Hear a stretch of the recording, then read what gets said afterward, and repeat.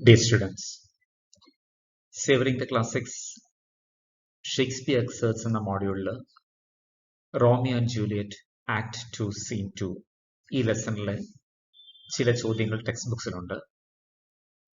ഇത്തരം ചോദ്യങ്ങൾക്ക് ഉത്തരം കൊടുക്കുന്നതിനുള്ള ഒരു ചെറിയ ഗൈഡൻസ് തരുവാനാണ് ഈ പ്രസന്റേഷൻ ഉദ്ദേശിക്കുന്നത്. In the textbook we have 3 types of questions. But for CMS College, in our system of exam, there will be 4 types of questions asked. സാധാരണഗതിയിൽ ഒരു ലെസന്റെ ഉത്തരം പ്രിപ്പയർ ചെയ്യുമ്പോൾ അഡോപ്റ്റ് ചെയ്യാൻ പറ്റുന്ന ഒരു മെത്തേഡ് ആ ലെസനെ കുറിച്ച് ഒരു എസ്സേ പ്രിപ്പയർ ചെയ്യുക. ആ എസ്സേയിൽ നമുക്ക് വരുന്ന പോയിന്റ്സ് ഉപയോഗിച്ചുകൊണ്ട് മറ്റ് ചോദ്യങ്ങൾ കൂടെ ഉത്തരം തയ്യാറാക്കുവാനായിട്ട് ശ്രമിക്കുക. ഇവിടെ മറ്റൊരു മെത്തേഡാണ് ഉപയോഗിച്ചിരിക്കുന്നത്. ചെറിയ ചോദ്യങ്ങൾക്കുള്ള ഉത്തരങ്ങൾ ഒന്ന് എക്സ്പ്ലെയിൻ ചെയ്യാൻ ശ്രമിക്കുന്നു. From which you can develop an essay which will help you answer any question from this section. ടെക്സ്റ്റ്ബുക്കിലെ 3 patterns, ഒന്ന് ആൻസർ ഇൻ 2 or 3 sentences. ഈ ചോദ്യങ്ങൾ ഒന്ന് പറയുന്നു, അതിന്റെ ഉത്തരങ്ങൾ ഒന്ന് വിശദീകരിക്കാനായിട്ട് ശ്രമിക്കുന്നു. നിങ്ങൾക്ക് ഇവിടെ കൊടുത്തിരിക്കുന്ന ചോദ്യങ്ങളും ഉത്തരങ്ങളും CMS കോളേജ് ഡിപ്പാർട്ട്മെന്റ് ഓഫ് ഇംഗ്ലീഷിന്റെ ബ്ലോഗ് പോസ്റ്റിൽ അവൈലബിൾ ആയിരിക്കും. Answer in 2 or 3 questions. Why is Juliet compared to a son? Answer ഇന്ന് 3 സെന്റൻസസ് കൊടുത്തിരിക്കുന്നതിൽ ഏറ്റവും അവസാനത്തെയാണ് ഉത്തരം. He compares Juliet to the sun because she is radiant. Juliet വളരെ ശോഭയുള്ള ഒരു വ്യക്തി ആയതുകൊണ്ട് സണ്ണുമായിട്ട് കമ്പയർ ചെയ്യുന്നു. എന്നാൽ നമുക്ക് 3 സെന്റൻസ് ഉത്തരം കൊടുക്കേണ്ടതുകൊണ്ട് we are adding certain things. The background: Romeo enters Juliet's courtyard at night and he sees a light at a window. He says that the light is the rising sun, which is Juliet. He compares Juliet to the sun because she is radiant. Why is Juliet dissatisfied with her lover's name? Juliet and a lover, his name is Romeo. He comes from the Montague family. Answer നമ്മൾ കൊടുക്കുന്ന points. Juliet's lover's name is Romeo and his family name is Montague. Juliet's family, the Capulets, are enemies with the Montagues. So they will be angry if they hear that Romeo is in the courtyard. Third question. What is Juliet afraid of? Juliet റോമിയോട് സംസാരിക്കുന്ന ആദ്യത്തെ ഭാഗത്ത് പറയുന്നുണ്ട്, കാപ്പുലറ്റ്സ് തന്റെ relatives റോമിയോയെ കാണുകയാണെങ്കിൽ അദ്ദേഹത്തെ കൊല്ലാനുള്ള സാധ്യത. Juliet knows that her people, the Capulets, will not be happy to see Romeo in their courtyard. If they catch him, they will kill him. Juliet is afraid that this will happen. അപ്പോൾ ഇവിടെ ഉത്തരം ഒന്ന് ശ്രദ്ധിക്കുക. ചോദ്യത്തിലെ what is Juliet afraid of, ആ afraid എന്നുള്ള വാക്കുകൂടെ നമ്മൾ ഉത്തരത്തിൽ കൊടുത്തുകൊണ്ടാണ് കൺക്ലൂഡ് ചെയ്യുന്നത്. Why does Juliet not want Romeo to swear by the moon? സ്റ്റോറിയിലെ ഒരു എലമെന്റ് ആണ്. റോമിയോ തന്റെ സ്നേഹം ജൂലിയറ്റിനോട് പ്രകടമാക്കുവാൻ വേണ്ടി ചില ആണകൾ എടുക്കും. ആ വിധത്തില് സത്യം ചെയ്യുന്നവർ ഏതെങ്കിലും പ്രപഞ്ച വസ്തുക്കളെയോ ദൈവത്തെയോ ഒക്കെ എടുത്തുകൊണ്ടാണ് അങ്ങനെയുള്ള സത്യങ്ങൾ ചെയ്യുന്നത്. അപ്പോൾ ഇവിടെ Romeo swears by the moon, ചന്ദ്രനെ സാക്ഷിയാക്കി സത്യം ചെയ്യുന്നു. ജൂലിയറ്റ് അതിനെ എതിർക്കുന്നു, അങ്ങനെ ചെയ്യരുതെന്ന് പറയും. കാരണം എന്താണ്? Romeo started to swear by the moon about his love for Juliet, but Juliet asks him to stop it. കാരണം മൂൺ എന്ന് പറയുന്നത് എപ്പോഴും ഇൻകോൺസ്റ്റന്റ് ആണ്. അതിന്റെ രൂപം എപ്പോഴും മാറിക്കൊണ്ടിരിക്കും. ഒരു മാസത്തിനുള്ളിൽ തന്നെ അതിന്റെ രൂപം മാറും. അപ്പൊ ആ മൂണിനെ വെച്ച് ചെയ്യുന്ന സത്യം ഒരിക്കലും stable ആവുകയില്ല. The moon is inconstant, which changes inside it every month. A love promised in the name of moon will be similarly unstable. What does Juliet demand from Romeo in order to prove his honorable bent of love towards her? റോമിയോയുടെ സ്നേഹം അറിഞ്ഞ Juliet റോമിയോയിൽ നിന്ന് നിർബന്ധമായി ചില കാര്യങ്ങൾ demand ചെയ്യുന്ന എന്താണ്?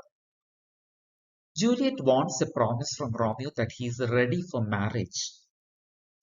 ഇവരുടെ സ്നേഹം വിവാഹത്തിലേക്ക് എത്തണം എന്ന് ജൂലിയറ്റ് പറയുന്നു. അപ്പോൾ കൃത്യമായി ജൂലിയറ്റ് പറയുന്ന കാര്യം, she will send a messenger to him the next day. Romeo should send her details of the place and time where the marriage will be conducted. കാരണം ജൂലിയറ്റിന് അറിയാം തന്റെ വിവാഹം, കൗണ്ട് പാരീസുമായിട്ടുള്ള വിവാഹം വീട്ടുകാർ കൺസിഡർ ചെയ്യുന്നുണ്ട്. അതുകൊണ്ട് ഈ വിവാഹം പെട്ടെന്ന് നടത്തണം. How will Juliet give testimony for her true love for Romeo if they get married?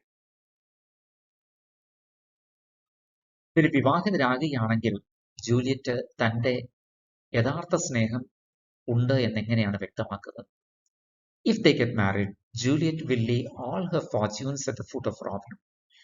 She will also follow him throughout the world. തനിക്കുള്ളതെല്ലാം റോമിയോയുടെ കാൽക്കൽ വെക്കും. ലോകത്തിന്റെ അവസാനം വരെ ലോകത്തിലെല്ലായിടത്തും റോമിയോയെ പിന്തുടരും. ഷേക്സ്പിയർ നാടകങ്ങളിൽ പല നാടകങ്ങളുള്ളതുപോലെ ഐറണി, വിരോധാഭാസങ്ങൾ പറയുന്ന ആൾക്കാർക്ക് അവരുടെ മനസ്സിലില്ലാത്ത ചില കാര്യങ്ങൾ കഥയിൽ പിന്നീട് സംഭവിക്കുന്നു. ഇവിടെയും അതാണ് നമ്മൾ കാണുന്നത്. She will follow him through out the world. കഥയിൽ നമ്മൾ പിന്നീട് കാണുന്നതാണ്. റോമിയോ കൊല്ലപ്പെടുന്നു, ജൂലിയറ്റ് പുറകെ മരണം സ്വീകരിക്കുന്നു. Parting is such sweet sorrow that I shall say good night till it is morrow. അവസാന ഭാഗത്തുള്ള ഒരു വാചകമാണ്. അപ്പം നമ്മൾ ഇത് എവിടെ നിന്നാണെന്ന് പറയുന്നു. This line is from act 2 scene 2 of Romeo and Juliet. ഏതെങ്കിലും ഒരു ഭാഗത്ത് നിന്ന് ഇങ്ങനെ ഒരു കൊട്ടേഷൻ വരികയാണെങ്കിൽ അത് എവിടെ നിന്നാണെന്ന് പറയുന്നത് നന്നായിരിക്കും. The words are spoken by Juliet before she leaves Romeo. They have decided that Romeo will inform Juliet about the plans of marriage the next day. കഴിഞ്ഞ ഉത്തരത്തിൽ നമ്മൾ കണ്ട കാര്യങ്ങളാണ്. So, there is something happy to wait for, though there is the sorrow in parting. വേർപിരിയുന്നതിലുള്ള വിഷമമുണ്ട്, എന്നാൽ കാത്തിരിക്കാനായിട്ട് sweet ആയിട്ടൊരു കാര്യമുണ്ട്. Whose help does Romeo plan to seek in order to marry Juliet? കഥയുടെ അവസാന ഭാഗമാണ്. അവിടെ ആളുടെ പേര് പറയുന്നില്ല, നമ്മൾ കഥയുടെ സോഴ്സിൽ നിന്ന് എടുക്കുന്നതാണ്. Romeo and Juliet are in love. Romeo is planning to arrange their marriage soon. For this, he plans to get the help of Friar Lawrence, his spiritual lord. This is indicated in the closing lines of the scene. Hence will I to my ghostly sire's close cell, his help to crave and my dear have to tell. Hence എന്നുള്ള വാക്ക് ഇവിടെ ഉപയോഗിച്ചിരിക്കുന്നത് ഞാൻ പോകുകയാണ് എന്ന അർത്ഥത്തിലാണ്. അടുത്തത് 100 വേർഡ്സിൽ answer ചെയ്യുവാനുള്ള 3 ചോദ്യങ്ങളാണ്. Comment on the images used by Shakespeare in order to depict the intensity of the passion of the lovers. Shakespeare ഉപയോഗിച്ചിരിക്കുന്ന ചില ഇമേജസ്, ഉപമകളോ രൂപങ്ങളോ ആയിട്ടുള്ള ചില കാര്യങ്ങൾ. ഇമേജ് എന്ന് പറയുന്നത് ആദ്യം തന്നെ പറഞ്ഞിട്ടുണ്ട്, നമ്മുടെ സെൻസ് ഓർഗൻസുമായിട്ട് അല്ലെ സെൻസറി മെക്കാനിസത്തോട് അപ്പീൽ ചെയ്യുന്ന കാര്യങ്ങൾ. നമുക്ക് കാണുവാൻ, കേൾക്കുവാൻ, രുചിക്കുവാൻ, മണക്കുവാൻ, സ്പർശിക്കുവാനൊക്കെ സാധിക്കുന്ന കാര്യങ്ങൾ സാഹിത്യത്തിൽ വരുമ്പോൾ, ചില ഉപമകളായിട്ടൊക്കെ വരുമ്പോൾ നമ്മൾ അതിനെ ഇമേജസ് എന്ന് വിളിക്കും. സോ ഇമേജ് എന്താണെന്ന് ആദ്യം പറയുക, കാരണം 100 വാക്കുകൾ ഉത്തരം കൊടുക്കേണ്ടതാണ്. Image is a word or phrase in a literary text that appeals directly to the reader's taste, touch, hearing, smell, sight or smell. ഇവിടെ ഷേക്സ്പിയർ ഉപയോഗിക്കുന്ന ഇമേജസ് ആണ്. റോമിയോ ജൂലിയറ്റിനെ സൺ എന്ന് പറയുന്നു, ജൂലിയറ്റിന്റെ ഐസിനെ 2 സ്റ്റാർസ് ആയിട്ട് പറയും. Juliet is an angel, a winged messenger of heaven. Romeo himself is a bird with love's light wings. ഇതെല്ലാം ഇവിടെ കൊടുക്കുന്ന ഇമേജുകളാണ്. Juliet compares her generosity and love to a deep and boundless sea. In the story where love is the main theme, Romeo says that the parting of lovers are like schoolboys who go towards school with heavy looks. The sound of lovers' call is like softest music. Juliet Soliloquy examines the importance of words and names discussed. Soliloquy എന്ന് പറയുന്നത് ആത്മഗതങ്ങളാണ്. നാടകത്തിലെ ഒരു കഥാപാത്രം തന്നോട് തന്നെ സംസാരിക്കും. അത് മറ്റ് കഥാപാത്രങ്ങൾ കേൾക്കുന്നില്ല. ചിലപ്പോൾ തനിച്ച് നിൽക്കുമ്പോഴായിരിക്കും, ചിലപ്പോൾ മറ്റ് കഥാപാത്രങ്ങൾ ഉള്ളപ്പോഴായിരിക്കും. ഈ പറയുന്ന കഥാപാത്രത്തിന്റെ മനസ്സിൽ കൂടെയാണ് ഈ കാര്യങ്ങൾ പോകുന്നത്. അത് കേൾവിക്കാരെ മനസ്സിലാക്കാൻ, ഓഡിയൻസിനെ മനസ്സിലാക്കുവാൻ അതിന് ശബ്ദം കൊടുക്കുന്നു എന്ന് മാത്രം. ഇവിടെ റോമിയോ വരുമ്പോൾ ജൂലിയറ്റിനെ ആദ്യം കാണുന്നു. പക്ഷെ ജൂലിയറ്റ് പറയുമ്പോൾ അത് റോമിയോടല്ല സംസാരിക്കുന്നത്. നമ്മുടെ ടെക്സ്റ്റിലെ 2ാമത്തെ പേജിൽ മിക്കവാറും കാണുന്നത് ജൂലിയറ്റ് തന്നോട് തന്നെ തന്റെ ചിന്തകൾക്ക് ശബ്ദം കൊടുക്കുക മാത്രമാണ്. അപ്പൊ സളിലക്കി എന്ന് പറയുന്നത് എന്താണ്? സോളോ നമുക്കറിയാം, ഒരാൾ തനിച്ച് ഒരാൾ തന്നെ പാടുന്നതാണ്. ലോക്വ is a word or sound. So soliloquy is the act of speaking one's thoughts aloud. ഇവിടെ ജൂലിയറ്റിന്റെ സളിലക്കിയെ കുറിച്ച് പറയുന്നു, റോമിയോടുള്ള സ്നേഹത്തെ കുറിച്ച് പറയുന്നു. റോമിയോ, മൊണ്ടഗ്യൂ എന്നുള്ള പേരുകളുടെ പ്രശ്നം, അവിടെ ഷേക്സ്പിയറിന്റെ പ്രശസ്തമായ വരികൾ ഉപയോഗിക്കുന്നു. What is in A name എന്നുള്ള വരികൾ എടുത്തുപയോഗിക്കുന്നു. 3ാമത്തെ ചോദ്യം, The atmosphere of mutual admiration in Act 2, Scene 2 of Romeo and Juliet creates a sense of equality between the lovers. റോമിയോയും ജൂലിയറ്റും തമ്മിലുള്ള ബന്ധം രണ്ടുപേരും സമമായ ഒരു നിലയിലാണ് നിൽക്കുന്നത്. ഇത് വ്യക്തമാക്കുന്നത് പരസ്പരമുള്ള ഇവരുടെ ആരാധനാഭാവത്തിൽ കൂടെയാണ്.